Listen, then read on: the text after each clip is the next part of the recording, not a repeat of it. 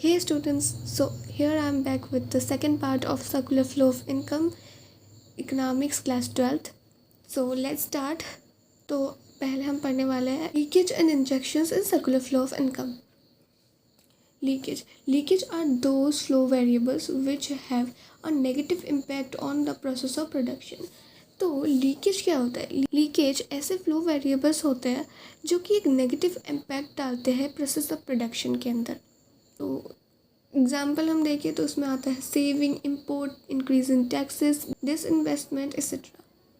तो saving, import, increase in taxes, तो ये सबसे क्या हो रहा है, एक नेगेटिव इम्पैक्ट पड़ रहा है प्रोडक्शन प्रोसेस के अंदर. अगर कोई सेविंग कर रहा है तो वो पैसे बचा रहा है. अगर वो पैसे बचा रहा है तो मीन्स वो खर्चा ज़्यादा नहीं कर रहा है, जिससे प्रोडक्शन प्रोसेस में एक नेगेटिव इम्पैक्ट पड़ रहा है. उसी को बोलते हैं लीकेज. ऐसे ही फ्लो वेरिएबल्स को लीकेज कहा जाता है. अब देखते हैं कि इंजेक्शन क्या होता है. The flow variables which cause an increase in the process of production in the economy is called injection. ऐसे फ्लो वेरिएबल्स जो कि इंक्रीज़ करे प्रोसेस ऑफ प्रोडक्शन को और एक पॉजिटिव इम्पैक्ट डाले प्रोसेस ऑफ प्रोडक्शन के अंदर, उसी को बोलते हैं इंजेक्शन. एग्जांपल देखते हैं इसके. क्या आता है? Investment, export, government expenditure, reduction in taxes. अगर वो इन्वेस्टमेंट कर रहा है तो वो एक पॉजिटिव साइन है, एक पॉजिटिव इम्पैक्ट हो रहा है प्रोडक्शन प्रोसेस के अंदर.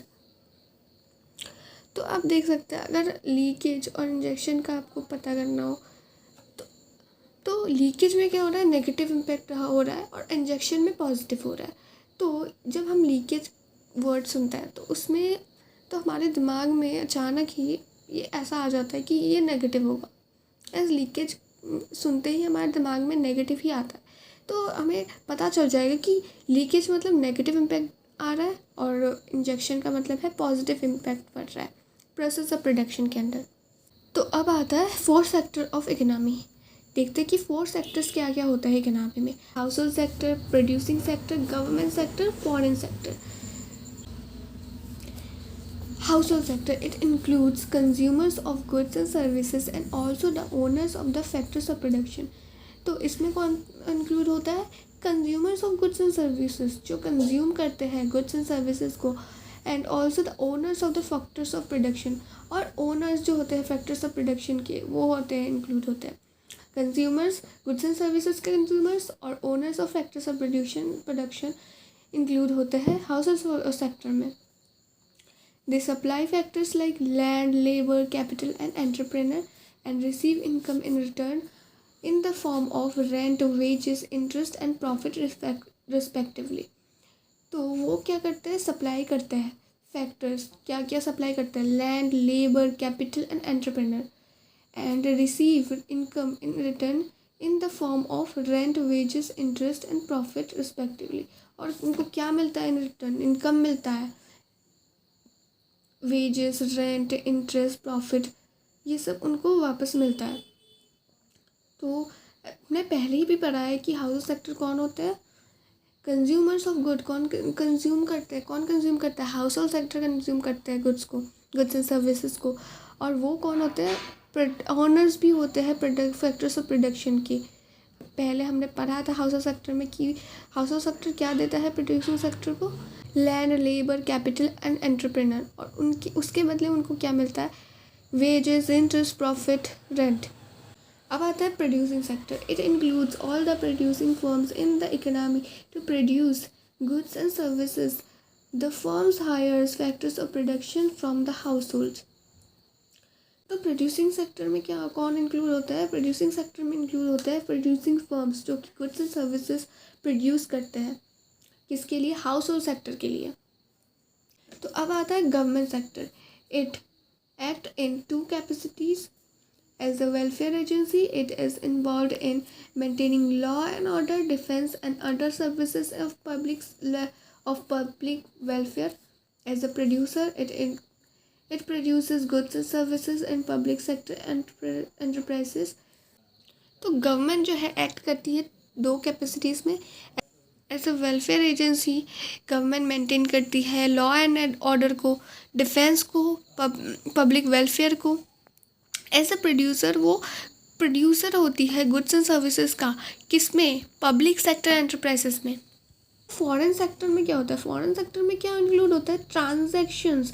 हमारे कंट्री के साथ बाकी पूरे वर्ल्ड के कंट्री, एक कंट्री के साथ पूरे वर्ल्ड के कंट्रीज़, अलग अलग कंट्रीज़ के साथ जो ट्रांजैक्शन होता है वो फॉरेन सेक्टर के अंडर में आता है। और इसमें क्या इन्वॉल्व होता है? Export and import of goods and flow of capital. Export और इम्पोर्ट, गुड्स एंड सर्विसेज के जो एक्सपोर्ट और इम्पोर्ट होते हैं वो इंक्लूड होता है। और फ्लो जो होता है कैपिटल का डोमेस्टिक इकोनॉमी के साथ, और डोमेस्टिक इकोनॉमी के साथ पूरे रेस्ट ऑफ द वर्ल्ड के साथ जो कैपिटल का जो फ्लो होता है वो जो है फॉरेन सेक्टर के अंडर में आता है। अब देखते हैं कि circular flow in simple economy में क्या होता है। A simple economy assumes the existence of only two sectors, that is household sector and firm sector. तो जो सिंपल इकोनॉमी है वो क्या एज्यूम करती है कि दो ही सेक्टर होते हैं, हाउसहोल्ड सेक्टर और firm sector. Households are the owners of factors of production and consumers of goods and services. जैसे हम पहले पढ़ ही चुके हैं कि हाउसहोल्ड्स कौन होते हैं? ओनर्स होते हैं फैक्टर्स ऑफ प्रोडक्शन के, और कंज्यूमर्स होते हैं गुड्स एंड सर्विसेज के। Firms produce goods and services and sell them to the households. Firms क्या करती है? प्रोड्यूस करती है गुड्स एंड सर्विसेज को, और किन्हें क्या सेल करती है? हाउसहोल्ड्स को सेल करती है। ये हम ऑलरेडी पढ़ चुके हैं, ये सारी चीज़ें हम ऑलरेडी पढ़ ही चुके हैं। तो ये चैप्टर कैसा है कि सारी चीज़ें कनेक्टेड है। अगर आपका कंसेप्ट बिल्कुल क्लियर हो गया ना तो बिल्कुल आपको बिल्कुल प्रॉब्लम नहीं होगी। अब आता है stock and flow. Stock variable refers to that variable which is measured at a particular point of time. तो स्टॉक वेरिएबल्स कौन से वेरिएबल्स होते हैं? स्टॉक वेरिएबल्स ऐसे वेरिएबल्स होते हैं जो कि मेजर किए जाते हैं एक पॉइंट ऑफ टाइम के अनुसार। Flow variable refers to that variable which is measured over a period of time. Flow variable कौन से वेरिएबल्स होते हैं? वो ऐसे वेरिएबल्स होते हैं जो कि मेजर किए जाते हैं एक पीरियड ऑफ टाइम के हिसाब से। अब हम देख लेते हैं स्टॉक एंड फ्लो का difference. Stock are defined with refers to a particular point of time, flows are defined with refers to a period of time. Stock कैसे डिफाइन होते हैं? पॉइंट ऑफ टाइम के हिसाब से। और फ्लो कैसे define होते हैं? एक पर्टिकुलर पीरियड ऑफ टाइम के हिसाब से। Stock is a static concept, flow is a dynamic concept. Stock एक स्टैटिक कंसेप्ट होता है, फ्लो एक डायनामिक कंसेप्ट होता है। Stock has no time dimension, flow has time dimension such as per hour, per month, per year. तो stock के पास जो है स्टॉक के अंदर कोई भी टाइम डायमेंशन नहीं होता। फ्लो के अंदर टाइम डायमेंशन होते हैं, पर आवर हो सकता है, पर मंथ हो सकता है, पर ईयर हो सकता है। तो स्टॉक के एग्जाम्पल में क्या आता है? Money supply, national wealth, quantity of rice stored. और फ्लो के एग्जाम्पल में क्या आएगा? Consumption, expenditure, quantity of rice produce, investment etcetera. इसी के साथ हमारा chapter circular flow of income यहीं पे ख़त्म होता है। आज हमने क्या क्या पढ़ा? Injection, leakage, 4 sectors of the economy, circular flow in simple economy, stock and flow के डिफरेंस, और यहीं पे जाके हमारा चैप्टर आज ख़त्म हो जाता है। आई होप आप लोगों को पूरी तरीके से समझ में आ गया होगा चैप्टर। तो जल्द ही हम मिलेंगे नेक्स्ट चैप्टर के साथ जो है basic concepts of macro economics. तब तक के लिए आप लोग रिवीजन कर लीजिए, और अगर आप लोगों को कुछ भी समझ में नहीं आया है, कोई भी डाउट है, तो आप लोग कमेंट में बता सकते हैं। I will try to reply you all. Thank you.